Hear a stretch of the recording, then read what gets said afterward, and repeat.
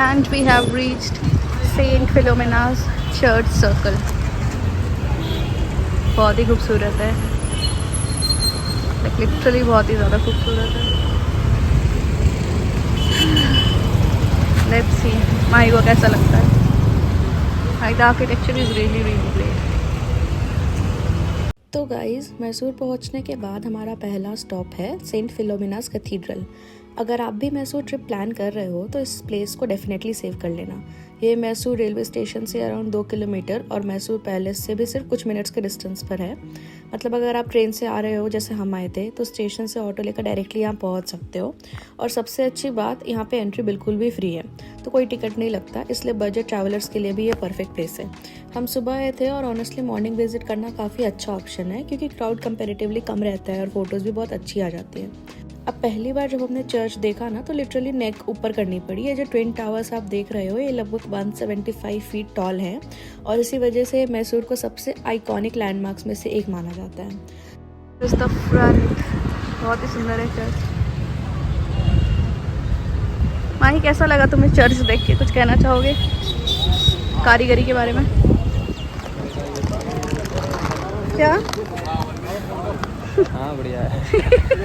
क्या तुम्हें अगर बोल दिया जाए बनाने तो बना दोगे? हैं?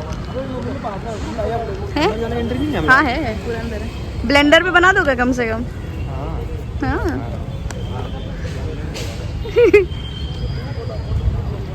और ये सर एज यूजुअल हमारे ट्रैवल गाइड का काम कर रहे हैं, क्या कैसे घूमना है, क्या करना है। इसके होने से बहुत चीज़ें हमारी सॉल्व हो जाती है, हमें दिमाग नहीं लगाना पड़ता, अपना दिमाग शट डाउन करके काम करते हैं। इसका तो ऑलरेडी शट डाउन रहता ही है, मैं तो चलाना नहीं चाहती।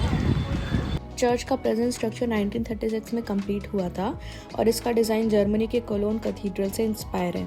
इसलिए अगर आपको थोड़ा यूरोपियन आर्किटेक्चर पसंद है तो ये जगह डेफिनेटली इम्प्रेस करेगी। मोटू को बिठा दिया गया सामान के साथ। भेज दी अंधे हो क्या पूरे के पूरे? अब अच्छा लगा सुन के?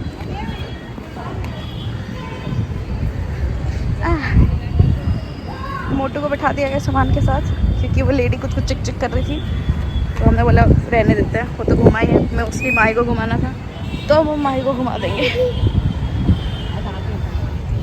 चलो माही, चलो बोल लगो। अरे वही मैं सोचा वही रेनोवेशन।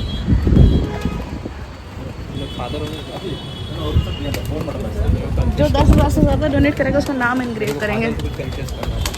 क्या है कन्फेस करोगे? क्या काम किया सर? क्या काम किया सर? ऑनेस्टली मुझे आर्किटेक्चर के टेक्निकल डिटेल्स तो नहीं पता, लेकिन बिल्डिंग को देखकर इतना समझ आ जाता है कि डिटेलिंग और एफर्ट दिया गया है। अब हम अंदर एंट्री करते हैं और अंदर आते ही वाइब काफ़ी डिफरेंट लगती है। बाहर का शोर एकदम कम हो जाता है। सबसे पहले मेरी नज़र गई हाई सीलिंग और स्टेन ग्लास विंडोज़ पर। जब सनलाइट इन विंडो से पास होती है तो पूरा चर्च और भी ब्यूटीफुल लगता है। अब ध्यान से देखो तो विंडोज़ में जीसस क्राइस्ट के लाइफ के डिफरेंट सीन्स डिपिक्ट किए गए हैं। अब वॉल्स पर जो पेंटिंग्स लगी हुई है ये चर्च के मोस्ट इंपॉर्टेंट अट्रैक्शंस में से एक है।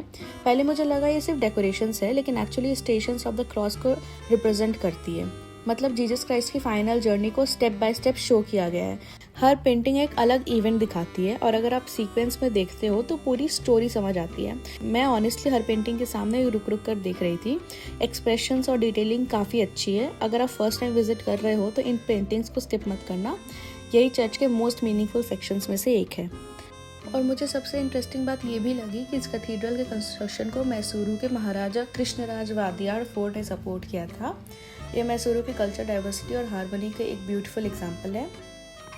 वैसे ये चर्च सिर्फ एक ब्यूटीफुल बिल्डिंग ही नहीं है। सबसे पहले ये इंडिया के एक लार्जेस्ट चर्चेज में से एक माना जाता है और मैसूरू के मोस्ट रिकॉग्नाइजेबल लैंडमार्क्स में काउंट होता है।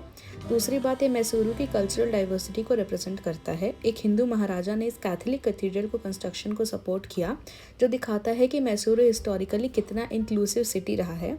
आर्किटेक्चरल लवर्स के लिए तो ये स्पेशल है क्योंकि इसका डिज़ाइन जर्मनी की फेमस कोलोन कैथीड्रल से इंस्पायर्ड है, इसलिए इंडिया में होते हुए भी इसका लुक काफ़ी यूरोपियन फील देता है।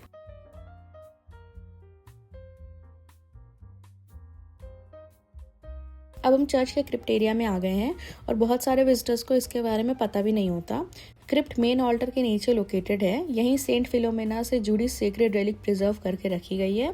सेंट फिलोमेना एक यंग क्रिश्चियन सेंट मानी जाती हैं और उन्हीं के नाम पर इस कैथीड्रल का नाम रखा गया है। यहाँ का एटमॉस्फेयर और भी ज़्यादा पीसफुल लगता है। अगर आपको क्वाइट प्लेसेस पसंद है तो यहाँ कुछ मिनट ज़रूर स्पेंड करना, आपको अच्छा लगेगा। ओवरऑल अगर ट्रैवल गाइड पर्सपेक्टिव से बात करूँ तो मुझे लगता है सेंट फिलोमेनास कैथीड्रल को एक्सप्लोर करने के लिए 45 मिनट्स से 1 आवर काफ़ी है। फैमिली के साथ आ सकते हो, सोलो ट्रैवल कर सकते हो तो भी अच्छा है। फोटोग्राफी के लिए अच्छा है, हिस्ट्री लवर्स को पसंद आएगा।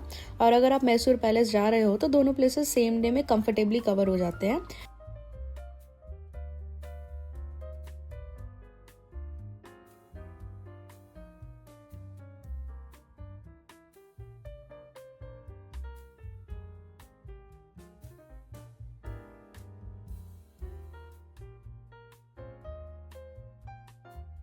मैं पर्सनली सजेस्ट करूंगी सेंट फिलोमेनास कैथीड्रल, फिर मैसूरू पैलेस और उसके बाद आप मैसूर जू आराम से कवर कर सकते हो। इससे ट्रैवलिंग का भी काफ़ी टाइम सेव होता है। और ऑनेस्टली मुझे लगा था बस एक क्विक स्टॉप होगा, लेकिन यहाँ के समझ आया कि एक मैसूरू का मोस्ट ब्यूटीफुल प्लेसेस में से एक क्यों माना जाता है। आर्किटेक्चर ब्यूटीफुल है, हिस्ट्री इंटरेस्टिंग है, एंट्री फ्री है, लोकेशन कन्वीनियंट है और सबसे इम्पॉर्टेंट यहाँ आके थोड़ा स्लो डाउन करने का चांस मिलता है। अगर आप मैसूरू आ रहे हो तो इस प्लेस को मिस मत करना। पहुंच चुके हैं गाइस कैथीड्रल से और वहाँ वेट कर रहा है हमारा प्यारा मोटू हमारे लगेज के साथ। चलते हैं उसके पास, देखते हैं where is our next stop. कर रहे पैर में।